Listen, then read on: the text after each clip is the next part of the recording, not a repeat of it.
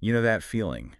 Yeah. You've learned the rules. You think you have the words ready, but then you try to speak in a new language, maybe, Mm-hmm.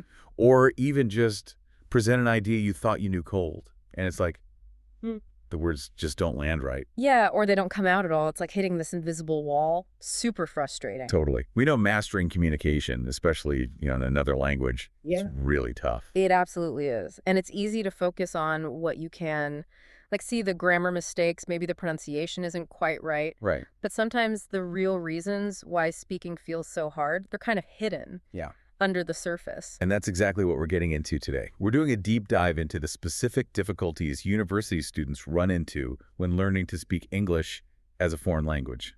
EFL, basically. Yeah, and our map for this dive is a study from 2019. It's called A Study on the University Student Speaking Difficulties, published in the Language Journal. That's LANGUA, Journal of Linguistics, Literature, and Language Education. Okay. So our mission here is to unpack what this study actually found, understand the different pieces involved, Mm-hmm. and pull out the key insights, the takeaways that matter for you. Whether you're wrestling with speaking a language yourself, or maybe you teach, or you're just, curious about how it all works. Ready to jump in, see what they discovered. Okay, let's unpack this study, see what it holds for you. Mm-hmm. So right off the bat, the study reminds us how vital speaking English is now, globally. Oh, absolutely. It really hammers that home. With, communication technology and everything connecting us, being able to speak English isn't just nice to have anymore. Right. It's often a necessity for higher education, jobs, just connecting with people internationally. And the study points out something interesting about teaching, that often the focus is heavily on what gets taught the curriculum, the textbook. And how it's taught, the Yep. methods, the classroom strategies. Exactly. Which are important, Of obviously. course, fundamental. But the study suggests that maybe what gets overlooked sometimes is the individual student, their specific struggles. Yeah, and the reasons why a particular student might be finding it so hard or maybe not making progress. Things like, just limited classroom time can make it tough for teachers to really dig into each person's background, their motivation, their specific blocks. Right. It becomes more about getting through the material than diagnosing individual needs. Pretty much. And importantly, the study notes that for the students they researched, their speaking skill was actually found to be, quite low. Significantly low, yeah. Which really highlighted why it was so important to investigate why. Why were these students struggling so much with speaking? Okay, so it wasn't just that they struggled, but the how and the why. Exactly. So before diving into the difficulties, the study clarifies what speaking even means, because it's more than just making sounds, right? Oh, much more. The study really emphasizes that. It's not just the physical act, it's also this complex mental process. You're basically thinking out loud. Thinking out loud. Okay. Yeah, formulating thoughts into language, like right there in the moment. So there's the internal brain work. Right. And then there's the social side.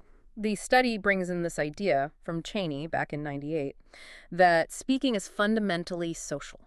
Right. It's about building meaning, sharing meaning with other people. In a certain situation, a context, it has a communicative job to do. So it's internal thinking and external interacting. Exactly. Both. And to get better at speaking, you need to develop both sides. Your ability to think and shape your thoughts into words, and your ability to use that language effectively to connect and share meaning with others. Which implies that difficulties could pop up from either area, right? Internal challenges, maybe psychological stuff, or issues with the social interaction part. That's a key point. That dual nature is crucial for understanding where things can go wrong. Okay, and speaking itself isn't just one skill. It needs different kinds of knowledge working together. The study mentions a framework, Burns, 1998. Yes. Burns breaks it down nicely. First, you've got the mechanics. This is probably what most people think of first. Like grammar. Yep. Pronunciation, grammar, and vocabulary. Using the right words, putting them in the right order, saying them so people understand you. The basics. The building blocks. Exactly. Then Burns talks about function. This is about understanding why you're speaking. Are you trying to give specific information clearly, like ordering coffee or asking for directions? Okay, transactional. Right, transactional. Or are you maybe just chatting, building a relationship, making small talk? That's more interactional. The purpose changes how you approach it. Ah, okay. So the goal matters. Definitely. Okay? And finally, there are the social and cultural rules. These are huge. Things like, how do you take turns in a conversation? How fast should you talk? How long is too long for a pause? Stuff native speakers just kind of know. Exactly. Yeah. And understanding the roles of the people talking. All those unwritten conversational rules, they're vital for sounding fluent and, fitting in socially. Wow. So good speaking needs linguistic knowledge, but also cognitive processing and that sociocultural awareness. It's a lot. It really is. And the study stresses, too, that speaking isn't isolated. It's deeply connected to other skills, especially listening. Makes sense. You can't have a conversation without listening. Right. You're constantly switching roles, speaker, listener, back and forth. Someone named Rivers said back in '81, you basically can't separate speaking and listening.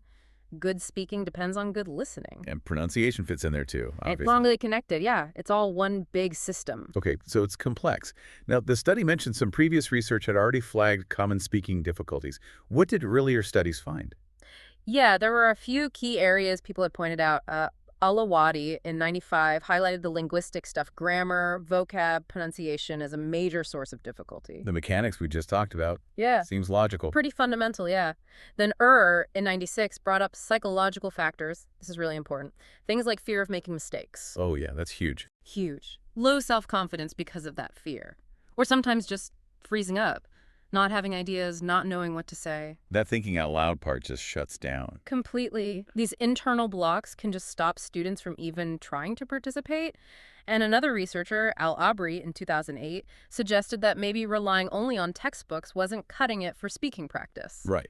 Need more real-world stuff. Yeah, using things like songs, TV shows, other media to get more authentic oral material. Okay, so previous work pointed to linguistic issues, psychological barriers, and maybe practice or resource limitations. Broadly speaking, yes, those seem to be the main categories. Got it. So that sets the scene.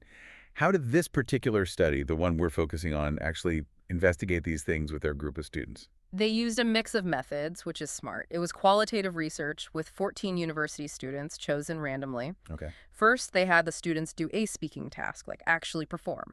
And this performance was scored using a pretty detailed rubric. So that gives objective data on what they could actually produce linguistically. Exactly, their output.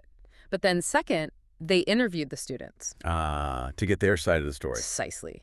To understand the students' own views, their perceptions of why they were struggling. So you get the performance data and the perspective data. Performance and perspective. Okay, let's look at the performance first. The rubric scores. What did they show? Where were the students struggling most visibly? Well, the rubric looked at pronunciation, grammar, vocabulary, and fluency. And the average scores across all 14 students, they were pretty low on their 1 to 4 scale. Any area particularly low? Grammar had the lowest average score, actually, around 1.79. Vocabulary was next, about 2.21. Pronunciation and fluency were a bit higher, but still, not great. Around 2.6, 2.5. And the study's overall conclusion about their skill level was quite stark, wasn't it? Yeah, it really was. They stated that none of the students managed to hit a good, which was 3, or excellent 4 score. They described the overall speaking skill as extremely low. Wow, extremely low. Yeah. Most students fell into the poor or just enough categories based on that rubric. Okay, so based only on what the rubric measured, the most obvious observable problem was grammar. That's what the scores pointed to most strongly, yes. Yeah. The study also theorized that this grammar weakness might actually stem from vocabulary issues. How so? Well, the idea is maybe they know what they want to say, but they don't have the right words. Or maybe they have a word, but they don't know how to fit it into a sentence correctly grammatically. So the lack of words leads to grammatical errors, what makes them unavoidable. Kind of. It highlights that you need to teach not just the words, but also how to use them in the right structures. How to say it, as the study puts it. Okay, so the rubric points strongly to grammar, potentially linked to vocab. But then Right? they did the interviews. What did the students themselves pinpoint as their main difficulties? Right, and this is where the picture gets, much richer, and maybe changes things a bit. When they analyzed the interview responses, the things students mentioned most often were different. Vocabulary was still high mentioned in almost 40% of the coded responses.